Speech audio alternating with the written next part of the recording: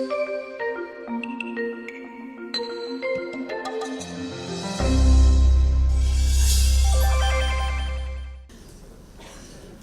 afternoon, everyone. My name is Glenn Matoma. I'm the director of the Dodd Center. Welcome. I'd like to start by acknowledging that the land on which we're gathered tonight is the historic homelands of the Mohegan, Mashantucket Pequot, Eastern Pequot, Schaghticoke, Golden Hill Pagusset, and Nipmuc peoples who have stewarded this land throughout the generations. We thank them for their strength and resilience in protecting this land, and we strive to uphold our responsibilities according to their example. It's wonderful to see you all here tonight, and it's an absolute pleasure to be hosting Patrick Kennedy here for this discussion. The Dodd Center's mission is to promote the culture of human rights, and while Americans are increasingly aware that healthcare is a human right generally, the understanding of and appreciation for the idea that mental health care is a human right is woefully lacking. No one has been more effective in advancing mental health rights than Mr. Kennedy. But there's another reason that I personally am grateful to have him here. For over 20 years, the Dodd Center has hosted the Raymond and Beverly Sackler Distinguished Lecture Series. Established in 1996 on an endowment gift from the Sacklers, this series brought leading human rights scholars, advocates, and policymakers to UConn in ways that have contributed to us building what I regard as the most dynamic human rights program in the world. Even so, I want to acknowledge the deep harm, the lasting trauma, and the ongoing damage that this crisis has caused to the individuals, families, and communities. The fate of that lecture series and the other funds established by the Sacklers is currently being reviewed here at the university. But regardless of the outcome, the Dodd Center's relationship with the Sackler family and Purdue Pharma provides an opportunity for us to reaffirm our mission to advance a culture of human rights here at UConn, in Connecticut, and around the world. It also creates a special responsibility on the Dodd Center's part to address the opioid crisis through research, through education, and through outreach. We are committed to fulfilling this moral obligation and to helping our communities continue the important work of understanding and overcoming opioid addiction. Hosting Patrick Kennedy here tonight is only the beginning of our contribution in this regard. To introduce Mr. Kennedy, I have the great pleasure and privilege of welcoming to the stage the man but for whom the Dodd Center would not exist, a great friend to the state of Connecticut, to the University of Connecticut, to the Dodd Center, and of course to me personally. Please join me in welcoming Senator Chris Jones.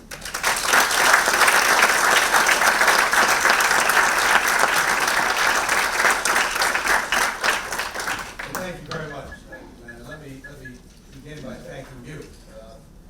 We're very fortunate indeed at the University of Connecticut with Glenn Matoma running the Dodd Center. I hear from him on a daily basis on most of the ideas and programs that we've initiated and carry on here at this center at the university. And I can't begin to tell you how proud my family is to be associated with UConn and at this center. It's almost 25 years old. Next year will be the 25th anniversary, where President Bill Clinton came to the campus. 15,000 people gathered in the Gamble Pavilion here and to inaugurate the Dodd Center. Over the years, the past 25 years, we've had wonderful people be here and speak in this very forum on subject matters that impact the issue of human rights, the broad subject of human rights. And today we're really very special to have Patrick Kennedy with us. I know this begins like one of these traditional introductions you give, but I've literally known Patrick for a long time. Let me put it that way, Patrick. Going back, as many of you may know, his father and I were best friends in the United States Senate for 30 years. And I didn't have a better friend in the Senate than Ted Kennedy. Remarkable individual, a great innovator, great legislator, a great human being. I've often told people have asked me about Patrick's father and what sort of a person he was. I lost my best boyhood friend in high school, who died when I was in Congress. And I gave the eulogy at his funeral in a small church in Maryland. And as I'm giving the eulogy, I looked out over the church, and way in the back of the room in the shadows of the church was my colleague from Massachusetts, Senator Ted Kennedy. And afterwards, I went up and I said to my pal Ted, what are you doing here? I said, I don't think you knew Michael. He said, no. He said, but he was a friend of yours. That was it. I don't know how many of us have friends that would go to the funeral of someone they didn't really know, but was a friend of mine. And so it was deserving, he thought, for him to be there as well. And that probably says more about Ted Kennedy. If you want to know more about him, that's captured in that particular moment.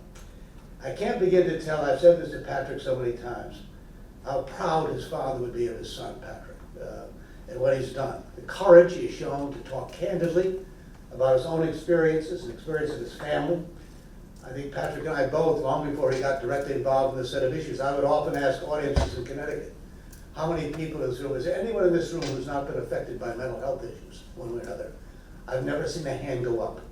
Every one of us either know family members, neighbors, friends that have suffered to one degree or another because of a mental illness of one kind or another, or a drug addiction, or substance addiction.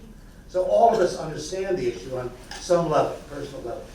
But virtually no one was ever doing anything about it. It was forgotten, it was buried, no one wanted to talk about it.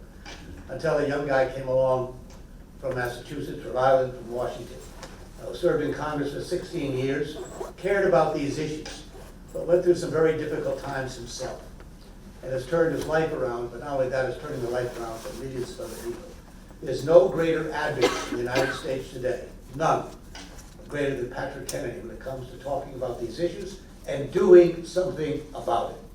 So we are particularly honored today that Patrick Kennedy has agreed to be here, participate, and then I endorse your comments here about the naming of this particular lecture series, but also to have the kind of guests we've had, such as Patrick Kennedy, to come and talk about this very important issue.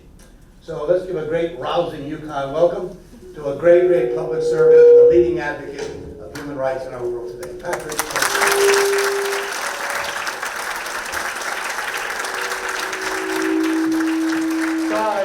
Sorry.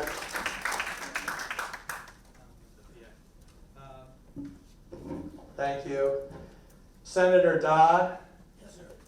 In the Senator Dodd Center. The only thing I've got against Chris Dodd is he thought he could get elected running on his family name because his father was a senator up here, and he thought that maybe he could get elected running on his family name. Of course, I don't know anything about that. My family.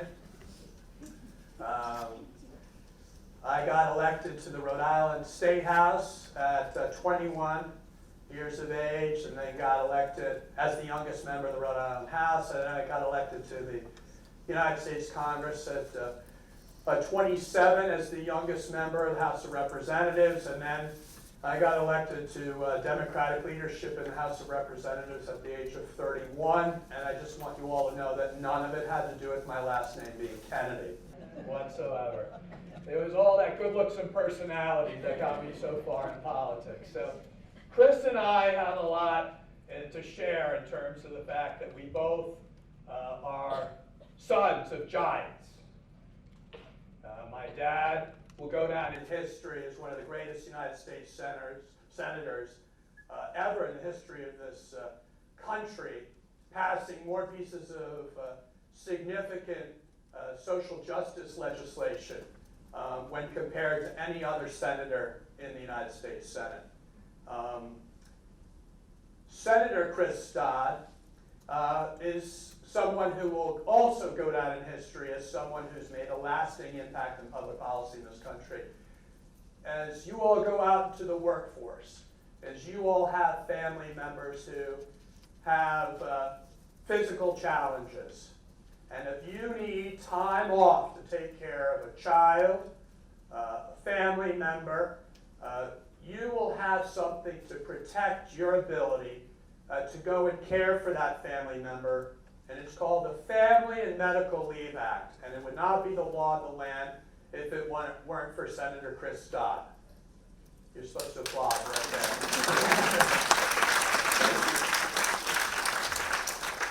And like his father, he has made an enormous difference in human rights. Obviously, his dad was known in the Nuremberg trials. It's shocking to this day that we don't still have an international criminal court that's permanent.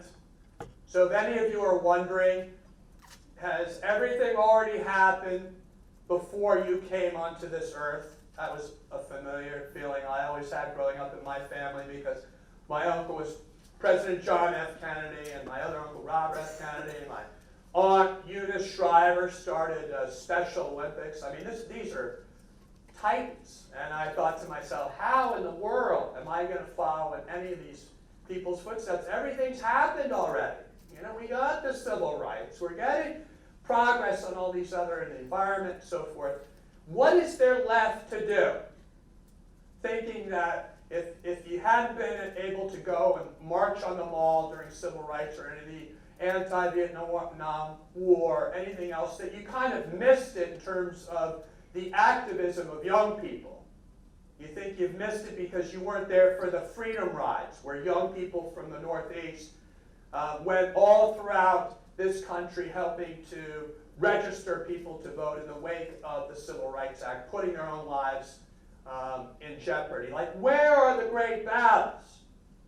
And I'm here to tell you there are plenty of great battles that need your attention today, and for which there will be lots of history books written about what you decide to do in your life, based upon the existential crises of our environment, which in the course of your lifetime you're going to see dramatic changes, or whether it's the existential crisis of our democracy, which you're living through as we speak, or whether you're going to address the public health crisis of our time, which is suicide and overdose, which do not seem to be abating, and which my guess is which will be getting a lot worse before it gets better, all of which you will live through in the course of your lifetime, as to whether we change our trajectory on any of these crises. You're going to live through it.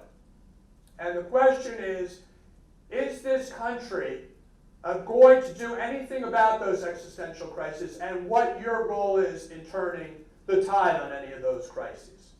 So I get introduced as the champion of mental health and addiction, and first of all, that should tell you how bad off we are as a nation, that I got to be the sponsor of a bill that basically said that the brain was part of the body.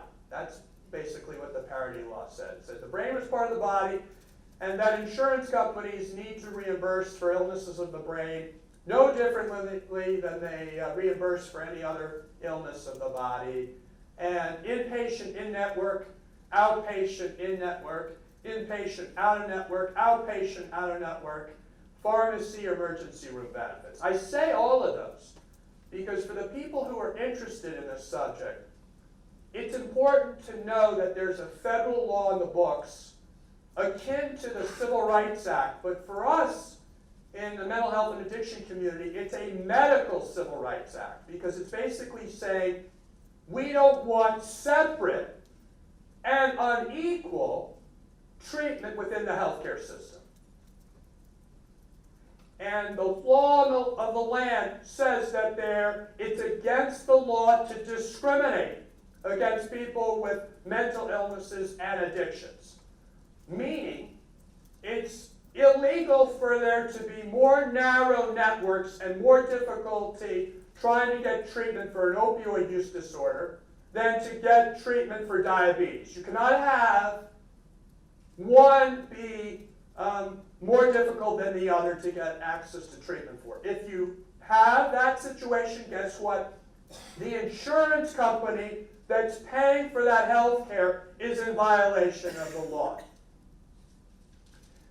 That's real news to a lot of people, and the reason I wanted to tell you about that is because we not only address quantified treatment limits, we got rid of the higher co-pays. Really, up until 10 years ago, you could get charged a much higher copay to get treatment for addiction or depression than you would be to get treatment for, cardiovascular disease or diabetes. We got rid of lifetime caps, for up until 10 years ago, thereabouts, you you would run out of your treatment. By the time, in my case, I was 22 and I had already hit my lifetime cap because I had been in and out of treatment and psychotherapy. That's gone. So we got rid of the co-pays, the deductibles, and the lifetime caps. But what we still have to fight for, which is protected under the law, is that insurance companies should not impose any higher treatment thresholds, which is a fancy way of saying practice greater kind of medical necessity determinations. You know what that means. Like, you can come in real crisis and they can say, well, you don't qualify yet. You could be someone with an eating disorder, come in, 45 pounds, whatever, and they can say, oh, well, you're not, qualified yet. Have you? Or you could come in and say, I, thought of killing myself, and they literally, adjusters have said, well, do you have a plan? Yes, I'm going to shoot myself. Do you have bullets? Can you imagine that? That an insurance plan in this country, reputable insurance plans, the adjuster, not that, but would be able to get away with saying, do you have bullets? So I'm trying to impress upon you, the reason I'm here today is because I'm kind of a sign of the fact that we still have big challenges. If I could be the sponsor of this bill, it says a lot because, as you know, very popular pieces of legislation in Washington, D.C. are usually sponsored by people who've been around, like my father for nearly 50 years, who either have a lot of gray hair or no hair at all. Okay? They're the people who sponsor these bills because they're popular. So I got to sponsor a law that says addiction's a medical issue, needs to be treated as such. Mental illness is a medical issue, needs to be treated as much. I got to sponsor that bill. As the youngest member of Congress, from the smallest state in the country, Rhode Island, our neighbor here. And I was in the minority party. Now you tell me how it is that a disease that affects 1 in 4 Americans, frankly it affects every American, how in this great country of ours, the youngest member of Congress from the smallest state in the minority, lowest guy in the totem pole, could put his name first on a bill that, important and impactful. And you know the reason why? Because I wasn't afraid any longer about being found out.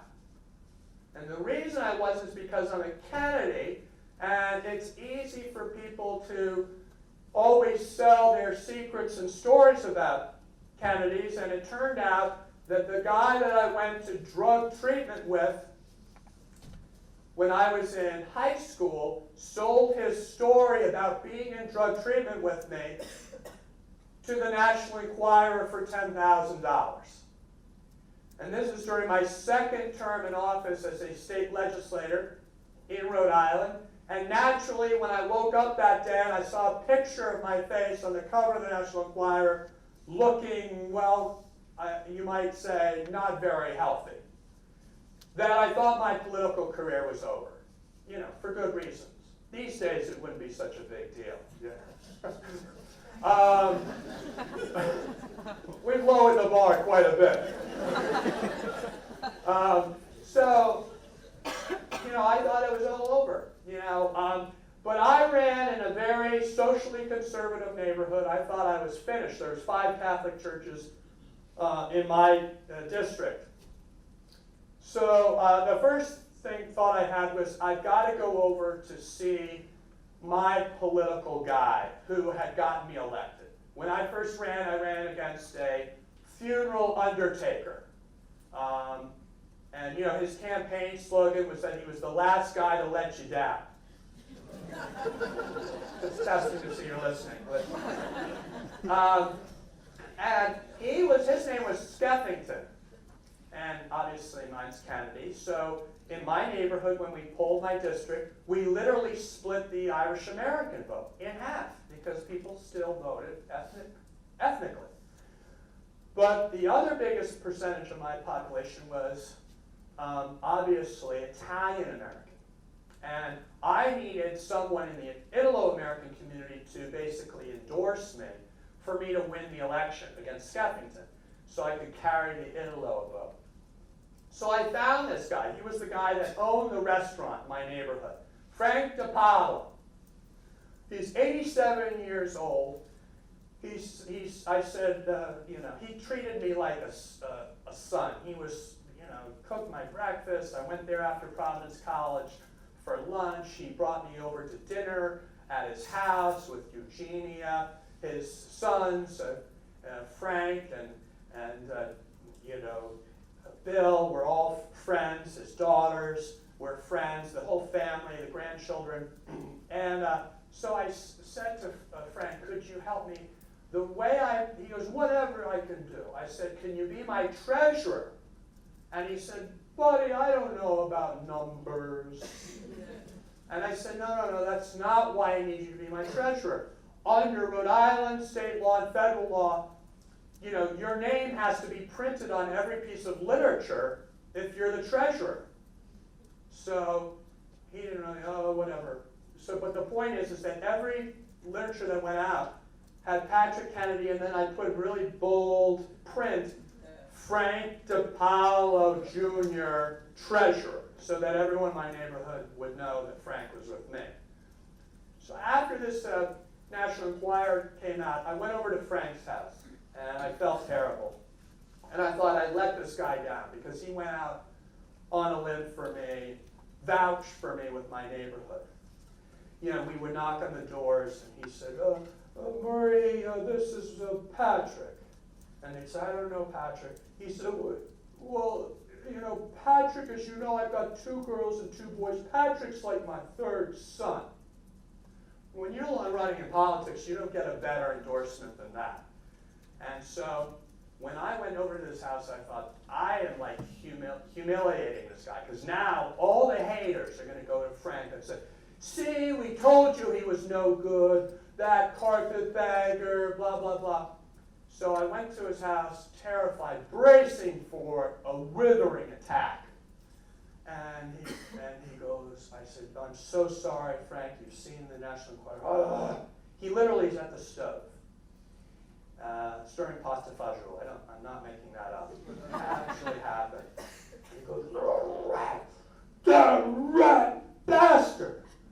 And I didn't know the term rat bastard before, but I wasn't quite sure until the next thing he said, and that is, buddy, you want me to do something about this? And then I quickly came to and said, no, Frank.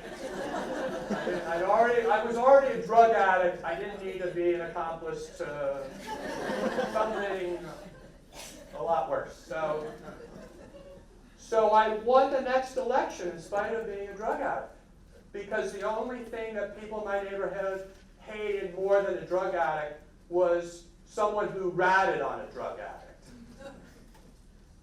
And so it was me, our boy Pat against the rat bastards. That's my campaign slogan. So I say all that is to say, when I got elected to Congress, I didn't have a problem putting my name first. But most of my colleagues didn't want the distinction of sponsoring a bill with the words addiction and mental in the title of the bill. Because invariably, if you did a press conference, the first question out of the press would be, do you have any mental health issues? Have you ever suffered from addiction? Has anyone in your family suffered? And of course, no one in elective office wants to answer those questions, right? Because if they say yes, there's going to be 35 more questions on where did you go to treatment and how did it work? And so that was pretty much dead on arrival. No one wanted to be in that leadership role. So it turned out great for me. I got to be the sponsor and have a chance over the course of my whole time in Congress to get this bill passed. And the great part is to, Chris, is that I finally got it passed with Jim Ramstad, my Republican co-sponsor, passed the House. Our bill in the House was so broad, it covered affective disorders. The bill in the Senate covered biologically based disorders. And of course, obviously the insurance industry wanted the Senate bill, and they were really against the House bill. So the Senate passed their bill over to the House, which is on our desk, and the House passed our bill over in the Senate. And I called my father, it was towards the end of the 2008, and we didn't want to have to redo this whole hearing process. And I said, my dad was at home convalescing from brain surgery, from a glioblastoma, and I said, Dad, can you do anything to help me pass this bill? And he said, call Chris. I'll remember it till this day. Call Chris. And of course, he meant call Chris because Chris was on his committee. But what people didn't also realize is that Chris was also chairman of the banking committee. Now that didn't matter much right then and there. So I called Chris and I said, Chris, can you help me get this bill off the table? The Congressional Budget Office is counting and scoring it at $14 billion. And I got to get a pay for, meaning I got to find a way to pay for that. It's running into all kinds of obstacles. He said, let me think about it. Then the stock market crashed. There's some of you around then, 2008. Banks went belly up. It was a disaster in this country. Financially, we were well on our way to another Great Depression. And so this really unpopular bill was being kicked around Congress because the only way for us to staunch this thing was to have a major financial influx, especially amongst the banking community, who got us into trouble in the first place, but for whom we needed to rely upon in order to open up credit in this country. And it was called the Toxic Asset Relief Program. In other words, the federal government buy these toxic assets and allow the balance sheets of all these banks to go up, thereby saving all of us another Great Depression. Needless to say, it was a very unpopular bill, but it was a must-pass bill, okay? So Chris goes, I got an idea, we got to come back and pass this TARP bill. I've got an idea. Let me see how it suits you. And I said, what's that? He said, how about I write the whole Economic Stabilization Act, the Toxic Asset Relief Program, worth $700 billion, the largest federal bailout in our nation's history. How about I write all of that into your bill, H.R. 1424, the Mental Health Parity and Addiction Equity Act. And I'm like, sounds good, but can you do that? He's like, I'm chairman of the banking committee. Right now I'm the most important guy in Washington, D.C. Sure enough, Chris Dodd put the whole must-pass bill into our no way on God's green earth pass bill, the parity law, thereby guaranteeing that the more liberal of the two versions of parity, the one that covers the whole DSM, was the one that passed, and not the more limited one that was sitting on the desk in the House. And so it is because of this man, I take credit as the sponsor of parity. They say, oh boy, you've made such a difference in your life. You authored and passed the most significant, whenever I'm with this mental health committee, piece of legislation. And I do not correct them. I do not correct. I just want to say, it's only because I'm here in front of Chris Dodd that I want to acknowledge the fact that he was the one, the architect, in really a major respect, the prime mover. I might have been technically the sponsor of the bill, but he was the prime mover of this Mental Health Parity and Addiction Equity Act. So I'm honored to be introduced by him, to share the stage with him, and to also say how important he has been in my life. So anyway, we passed the bill, and no one really cared, because we, of course, had an economic crisis on our hands. And no one cared about the underlying bill, because all they were writing about is the $700 billion. Who could care less about the provisions? But I always thought it's a cute coincidence that the bill that stopped us going into another financial Great Depression is the bill that mandates treatment for depression. Can't make this stuff up. Can't make this stuff up. And it was signed on the same desk by President George W. Bush as President Kennedy signed the original Community Mental Health Act of 1963. And so the irony of ironies, as Chris mentioned, I had lots of challenges, like any father and son have, trying to grapple with this issue that no one wanted to talk about in my household, because my dad came from a generation where to talk about these things was just not permitted. And I had a chance to, and my mother, terrible, unremitting depression and alcoholism. I knew what stigma was, because he would have major meetings at his house where we lived, and he'd bring all the experts in. A couple of them have gone on to become major CEOs or chief justices or household names. And they would be in there briefing my dad, and my mom would wander through the house inebriated at 2 in the afternoon. And there was nothing in the rule book in my family that my job was to get her and get her back into her room and make sure the door was shut so she wouldn't embarrass us anymore. That's how we looked at it. And unfortunately for many families, they still look at this the same way. How do we hide our family members who suffer from these illnesses? And and my father suffered terribly. He saw his brothers murdered and suffered terrible drinking problems himself.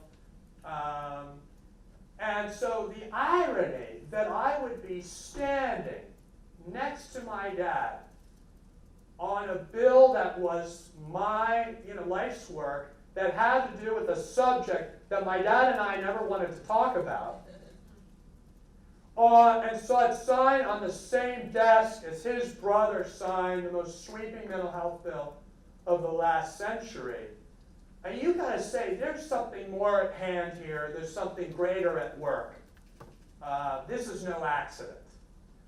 And it turned out it was divine, in the sense that we got it passed right before the ACA was passed in 2010, and everything was falling off the ACA. For those of you who don't know about the Affordable Care Act, which guarantees coverage for you under your parents' plans till the age of 27, there was a much more breathtaking approach to coverage for mental health, including a public option, including provisions like community living and support services. I mean, this ACA had a lot more to it than what was ultimately passed. You know why? Because we barely passed the ACA. It was becoming so unpopular, obviously. And the thought is, if we didn't have the parity law on the books already, the insurance industry, which was helping us pass the ACA, never would have bought off on such an aggressive coverage for this. They would have totally said, hey, you want our support for this or not?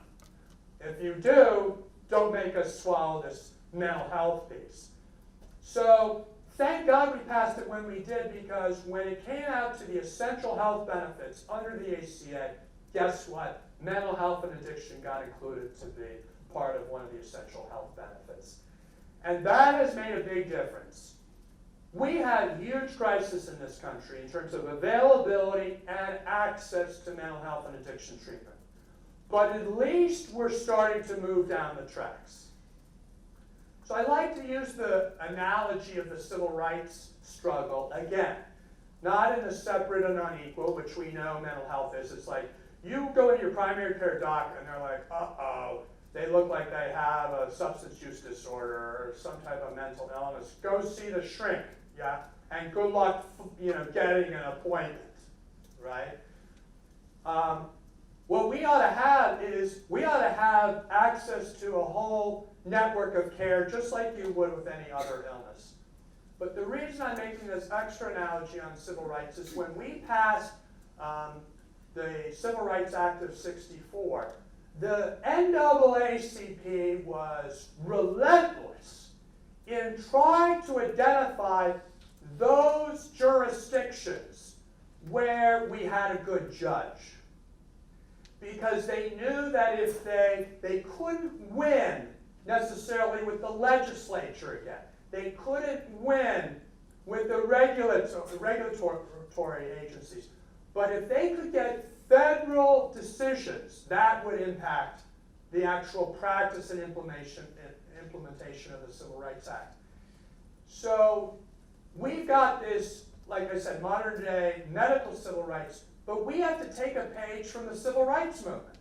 We have to find where our best friends are in the whatever jurisdiction is, and then we've got to press this case against big insurance companies so that they can have finding of fact. And the finding of fact is that insurance companies still neglect to pay the same for mental health providers, neglect to provide adequate network of available providers, continue to violate a lot of these medical necessity criteria.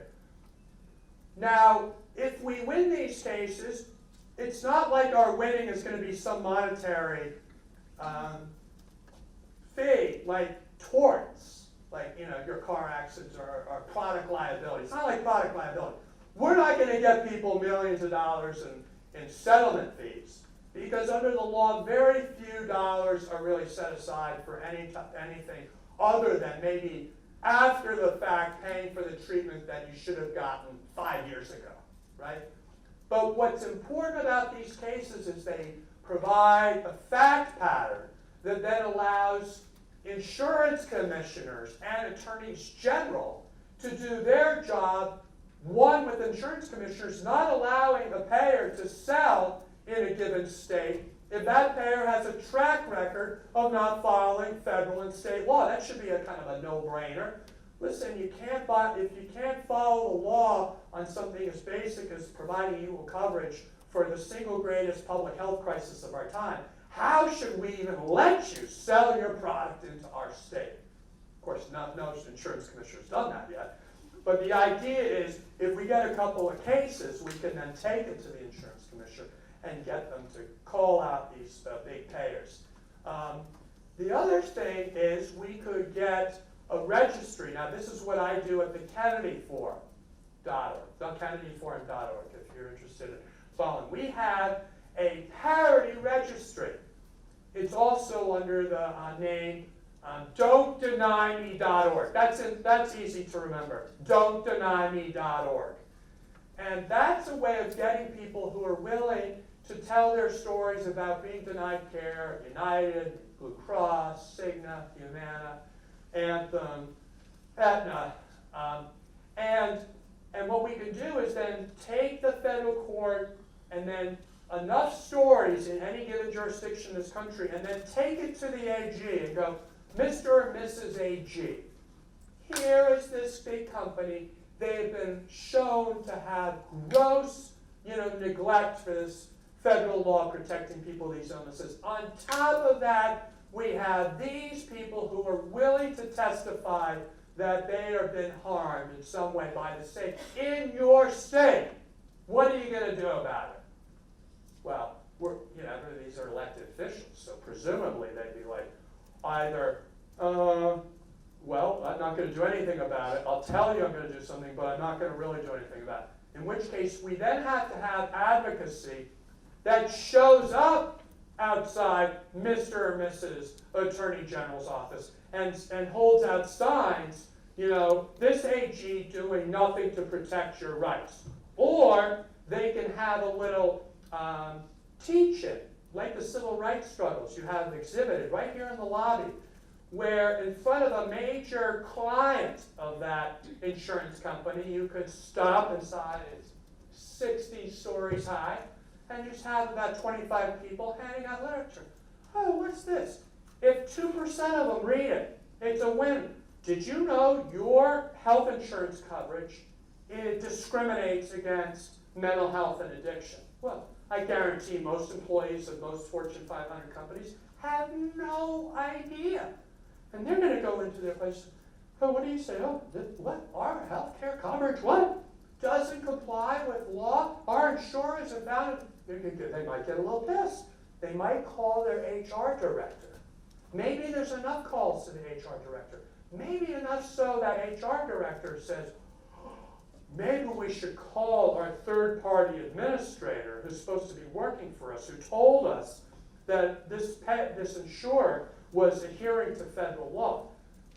You know, I'm just giving you some examples. If you want to know what the civil rights movement looks like today for mental health and addiction advocacy, I'm giving you a couple of examples of ways that if we had well-organized advocates, we could put them immediately to use in pressing the case for these payers. And as Chris and I spoke, these payers, like anyone else, don't respond until they get pressure. Frederick Douglass, the great abolitionist, said, power concedes nothing without demand, never has, never will. He had it right. And that is, no one's going to voluntarily do stuff if they're not kind of forced to do it. Now, ideally, we'd also like to give them a solution. So we'd like to say, you know, here's what we're going to do, but here's what we want you to do, and if you kind of move in that direction, we've got plenty of other people to take it to, and we'll back off. That's politics, my friends. It's the negotiation of competing interests. And it doesn't seem to have kind of a well-versed understanding of a lot of advocacy this day. But it's something that we need more of, especially in this space. So we have about, as I understand, 25 minutes. 20 minutes left, so I figured I'll stop here, and whatever I was going to say, I'll probably get to say it in the course of some of the questions that all of you might ask. Thank you very much.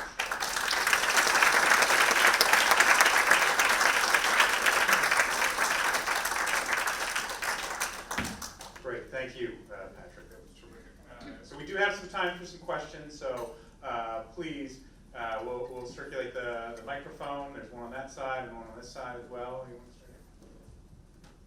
to start? Mr. Kennedy, I want to say, first of all, thank you very much for speaking about these things. These things have been really important in my life, my family's life, and it is a very scary thing. And when someone gets up and says things, you hear it and you think, yeah, me too. You know, like I can relate to that, and I think that's very awesome that you're doing that. I appreciate it. So I wanted to say, when you looked at that news that day, when it came out about you, so I had to deal with lots of anxiety. I get rattled, like I can't do anything, I can't get out of bed, I can't move. Right. How did you handle that? And I see you're very successful since then, but how did you take that dark time and spin it? So subsequent to my drug treatment for cocaine, I came out and said, oh, I got that settled. You know, now it's all right to drink because I never really had a big problem with drinking. In 3 years, I was pounding shots and keeping vodka in my freezer so I could have it chilled and all the rest. Then I got treatment for that, and I came out, and I thought that was not a cool move because people were smelling it on me, and it wasn't. Guess what? I had surgery for my back, and the scar's pretty good. Why don't I go for oxys? Because back then, this is our friends, the Sacklers, I helped make them billionaires myself personally. I had a multitude of doctors writing for me. And of course, who was going to question a United States congressman when he said, "Doctor, I have back pain"?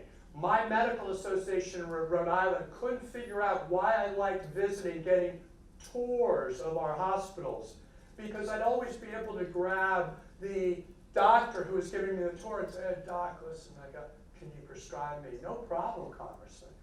So, and we didn't have prescription drug monitoring programs, so I could get this filled in numerous pharmacies and no one picked up on it. Then I finally got treated for Oxycontin, and then I thought, I can't sleep anymore.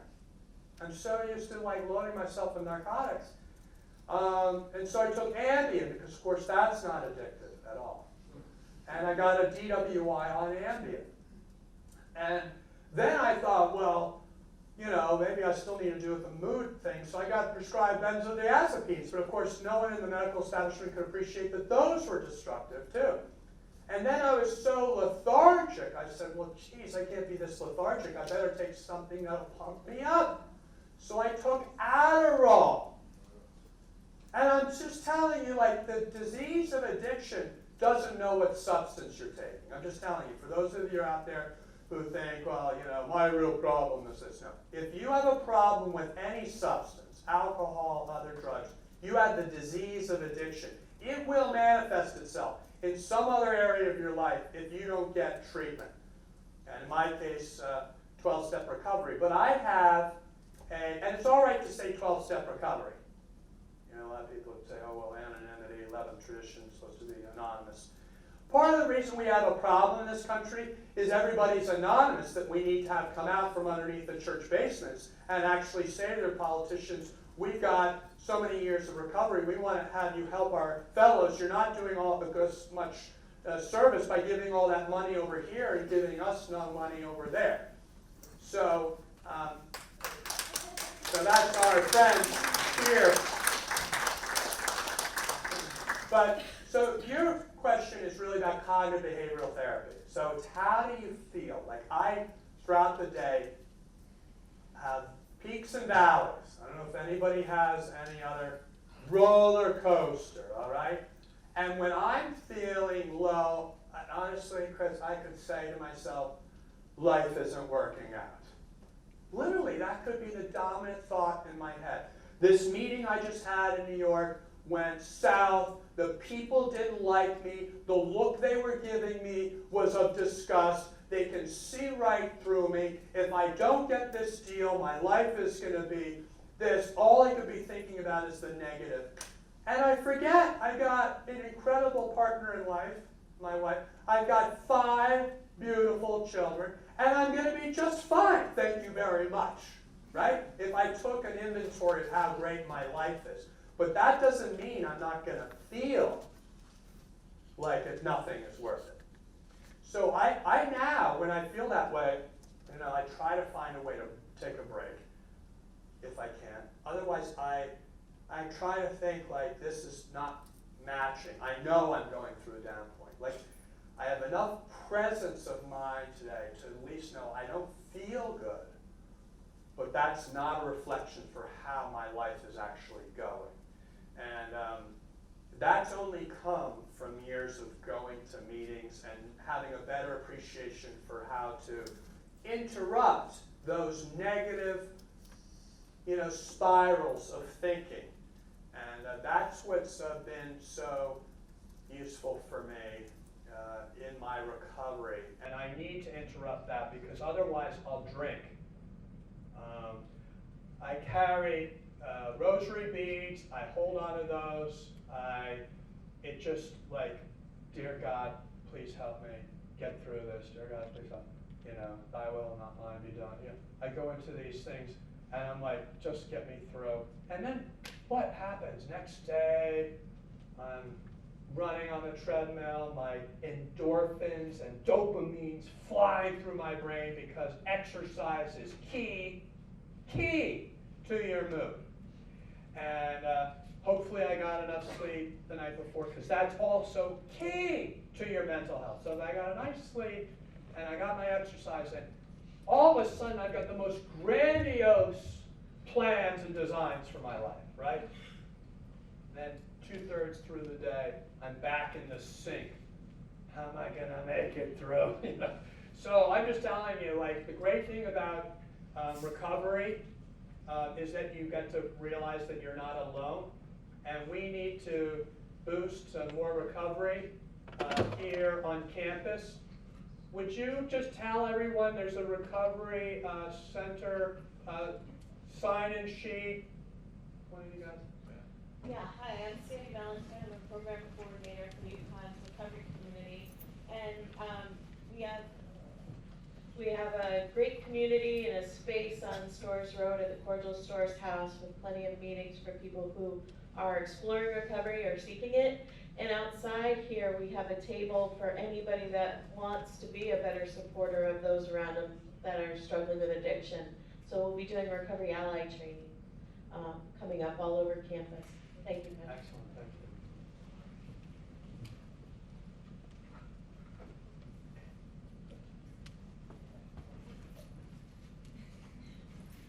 Sorry, Gary. Hi. So my question is about the current opioid crisis and, you know, every other addiction, mental health crisis that's going on. What do you think is the best way to move forward, the best approach to take now that it's become such a large-scale national crisis? So we are, Senator Gordon Smith, a Republican, former senator from Oregon, and I are co-chairing this thing called mentalhealthforus.net. And if you go on mentalhealthforus.net, you will see that we have town hall meetings for all the advocates in the major primary states to start off. And our goal is to try to write into both the Republican and Democratic convention platforms a program so that we actually address this crisis and are not leaving it to chance that the President of the United States is going to automatically get this, or that their staff is going to have any mandate to do something about it. So we figure if we go and get this stuff put into these platforms that we're on our way. It also unifies us because the 2020 election is a perfect opportunity to get very fragmented advocates to think as one, because there's really no difference between mental illness and addiction. They're all the same. Addiction is a mental illness. We've got all of these particular disorders. Frankly, we've got 99% of our agenda is all the same. And so we could use the opioid crisis as an opportunity to address both the opioid crisis and the suicide crisis. Because in a sense, overdoses, I think, is also another way of suicide. And frankly, I think opioids, a lot of them are being used to treat psychic pain because people don't have access to mental health services, or they're stigmatized from taking antidepressants. So they consume more alcohol, they take opioids. I think a lot of this stuff is all interrelated. And unfortunately, our policy as a nation has not embraced the fact that our solution is really a unified solution. So I hope that the settlements do not fall prey to what happened during the tobacco settlements, which I think would be devastating for this crisis if all they are is ways to plug budgetary gaps in each of these state budgets. We as advocates need to insist in each 50 states, this is why advocacy is so important. You guys need to be going up to the state houses in all of your, wherever you come from, Connecticut, certainly here, and emphasize to the governor, the senator, the Senate, the House, we don't want you to waste these dollars. We want you to build something new that will not only treat those who are currently falling victim, but will help us mitigate whether this ever happens again. Because frankly, the opioid crisis is now giving way to the meth crisis. And people are saying, oh, well, they're not dying. Like, that's a pretty low bar, right? Well, you know, and then frankly, for myself, I do not think it's smart for our country to have a new big tobacco. And so I led the charge on the Judiciary Committee to have mental health courts and drug courts. I also led the charge in Rhode Island to have pre-adjudication for drug offenses. But that's where it ends for me. I am not for commercializing marijuana. End of story. We're going to run into a major public health crisis in this country down the road because the new stuff that's being sold, it's sold by a group of people who are like the liquor industry, frankly. And I've been all about trying to regulate advertising for the liquor industry. When I was growing up, you never could have Dell's Hard Lemonade, right? Or any of these, you know, sparkling sodas with vodka in it, or any of that. That should not be allowed. It's being targeting kids. And frankly, I think this is just bad for public health. And what I have a problem with is the fact that we have a business enterprise. These are multi-billionaires on Wall Street whose profit motive is getting more people to use. Now, for the liquor industry, 80% of the profits come from 20% of the consumers. And that's going to happen in this marijuana. Most people are going to be fine. You know, most people are going to be fine. But that 20% are going to have, because they might be predisposed to psychosis or addiction. Now, if you have, now for those of you who are in math, I was never good at math, but if you have a certain percent of X are going to have addiction problems or, you know, mental health problems. And now you multiply the total number of people that you're talking about by 10, by 100, by 1,000, by deduction, basically you have 1,000x the number of people with addiction and mental health problems. At a time where we've got such a big public health crisis, that's not in our country's interest, but you know what? It's in the interest of corporate marijuana that wants to make more money. And believe me, you could say, oh, the profits are going to go back. It just hasn't happened. And so that's it. I could tell that got no applause, so I know where I stand right now. But I wanted to make sure you know where I stood.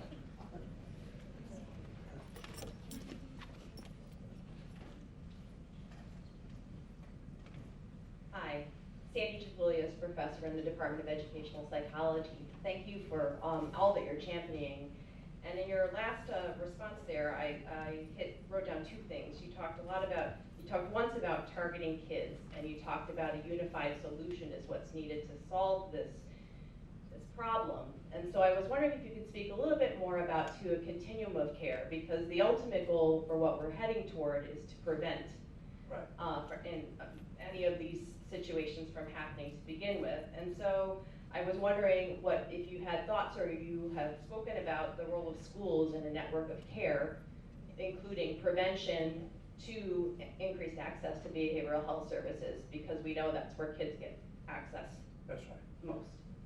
So everybody knows prevention, prevention, prevention. Desmond Tutu from South Africa, when asked, about the African proverb, says, rather than have to pick so many people out of the water downstream, I'd rather keep them from falling in upstream. And it basically says it all.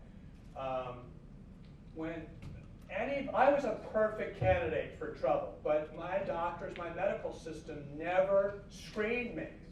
They never asked me the same questions they'd ask about any other issue. Do you have a family history, mental illness or addiction? Have you suffered? And we know the ACE studies for adverse childhood experiences are huge determinants, like as strong as correlators as you can find between the multitude of adverse experiences as children, equally the rate of incarceration, delinquency, and so forth, addiction and mental illness. So this is not soft science. We know that these interventions could make a public health difference in reducing the total number of people in this country who have and suffer from these illnesses. We know how to do this. This illness we could make the biggest impact on this of any illness we have in this country. We've knocked it out on AIDS. We've turned that from a death sentence to a chronic illness. We've done a large impact on cancer, made it for many cancers a chronic. This is the disease that we could have such an impact on, and we know what to do. We could show dramatic. My uncle, President Kennedy, launched the mission to the moon, which of course this last summer we celebrated the 50th anniversary. If you could come up with the probability that we could do this within 10 years, people would say, oh, there's no way. With this moonshot, you could totally say every year we're going to be able to reduce the total number of people with these illnesses, provided we do this. And it all has to do with prevention. The last thing I'll say is anxiety skyrocketing amongst youth, depression skyrocketing. What does that really come from? I think there's a lot of reasons. But one way to solve it is helping students be able to learn how to cope. To this young man's question, how do I regulate when I know that my brain's telling me something else? What are the problem-solving skills I have so that I left my wallet in New York City at a hotel I've never been at, 3 weeks ago. I was on my way back home, and I'm like, oh my God. All of a sudden, my heart dropped. I just like, oh my God, like that, we use a cell phone or something. And at that moment, I said, boom, I'm okay. I can go get duplicates. I can right away order this, cancel the credit cards. 2 days later, I'm waiting in the long line at the DMV in Mays Landing, Atlantic City, New Jersey. And I walk out of the thing with my new wallet, with my new credit cards, with my new license. And I said, that's a victory in recovery, by the way, because I was able to just solve the problem, not panic over it. And kids are not brought up with these skills. I have a lot of smarty pants people I get to talk to because of my mental health advocacy, and I'm like, can you give a brother some help? Is there any tools that you can give me in my toolkit to help me manage these feelings that I have? I get that help, especially from my friends in 12-step recovery. So all I'm saying, that has to start at the early stages of elementary school. My wife right now, who's a public school teacher, 7th and 8th grade, is out in Chicago at the Center for Social Emotional Learning, CASEL. And they're having the first ever convention on how to embed in the education system coping mechanisms, problem-solving skills, social emotional learning, mindfulness. Guess what? Today we need those skills with our kids more than ever before. Because you know what? As we all know, we're like this all day long.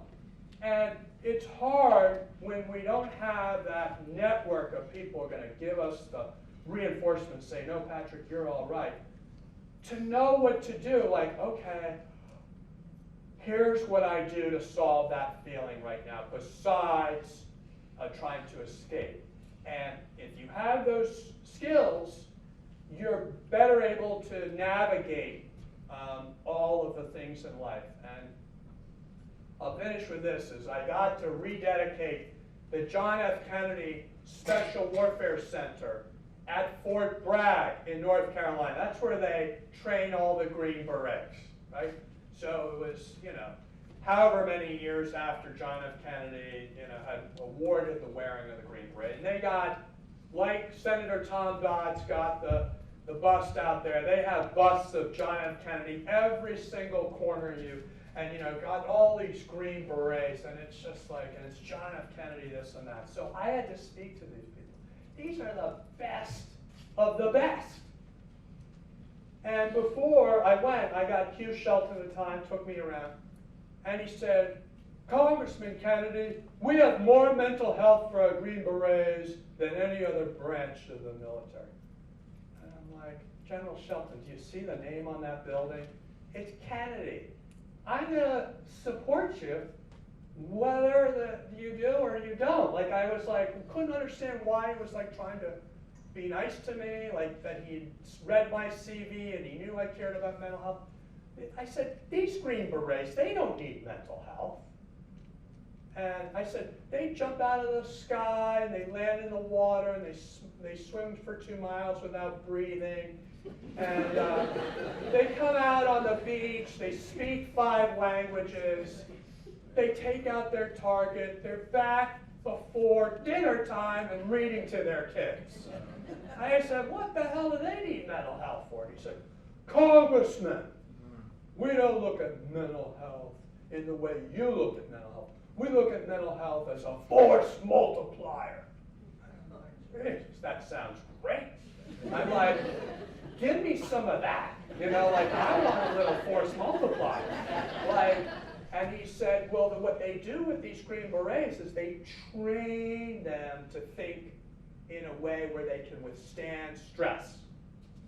So if they get intrusive thoughts while they're in the battlefield and they're getting shot at and their buddy's just been shot and they don't know whether the chopper's going to come in and save them and all the rest, they're thinking about mission. And they're not thinking about what's going on with their wife who can't afford the daycare on their base, which could be pretty disturbing if you're any parent. The fact that these veterans, these active duty, are living in poverty, right? All I thought to myself is, I wish the public could have mental health spun, if you will, as a force multiplier. Because now it's looked upon as only weak people get mental health and addiction care. Oh, they need help. You know, the thing we train people who are in recovery, you've got to ask for help. Like, I don't want to ask for help, you know. But, you know, if you back it up, what if people were like, I want some of that. Like, I would go through the airport and they've got the best-selling books, and it's always, you know, how are you going to make yourself look better, or, you know, sleep better, lead better, you know, 15 things you can do. Americans love to live their optimal life. Well, I'm here to say the most optimal thing Americans can do is learn how to mediate their emotions and their thinking so that they don't let their thought process hijack them.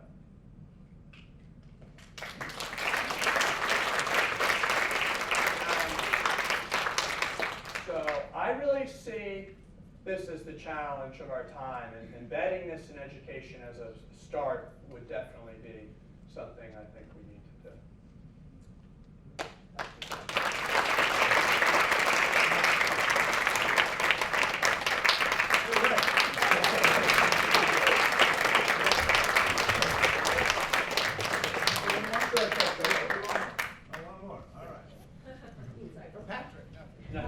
Always the one that's getting people to stay when they want to leave. Listen, I want to thank you so much for particularly your candidness about your struggles. It means a lot. But I'm going to move back to kind of the advocacy we're talking about and ask you a question about parity is a really important thing.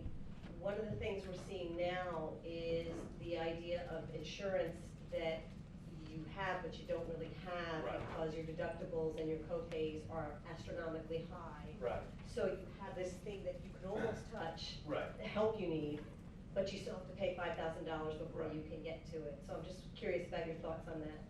Well, it's the design plan. If this was in-network and they had enough in-network, then you'd have, you know, we pay in Rhode Island, Blue Cross Blue Shield pays for all mental health with zero copay. They just decided to do that.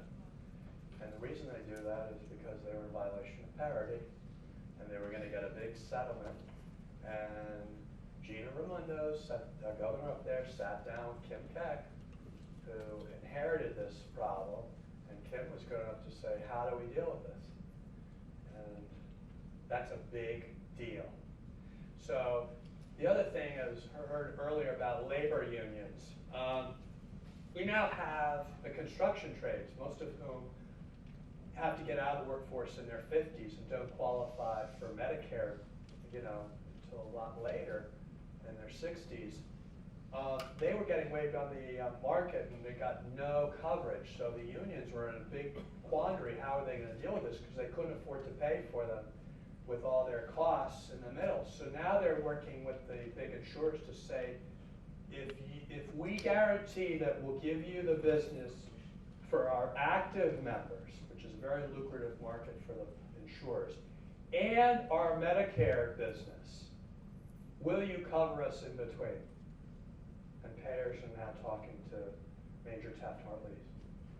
Why I'm saying that is because the major payers are seeing, well, the unions have an incentive to keep their members healthy over time because they own these people. These aren't just employees, these are members of unions. They're unions, they're family. All I'm saying is, if we can get some more models like this, I think it'll break the logjam, because we have to align the financial incentives to make it such that payers want to pay for this, because it's a reduction in total cost of care on their medical side. And if we can get a real honest debate on health care, that would be the real goal. Not a Medicare for all, in my view, which discriminates against mental illness and addiction, by the way, but a kind of national health insurance that is able to put it out to the market to compete, so the for-profit mode of the capitalist system can work to our advantage by competing on how many more people they can keep healthy, as opposed to, deny care for when they get sick. We got to turn this whole table around. And this is the challenge for your generation. This is the big challenge. So I hope that those of you who care about this will take an interest in becoming involved. NAMI, Mental Health America, all good. Faces and Voices of Recovery, Facing Addiction, all good organizations out there. I hope you all decide to get involved, and if you want to follow some of the work we're doing at Kennedy Forum, please feel free doing it. We'll also have links to that Mental Health for Us campaign. And thank you again for coming tonight. Appreciate it.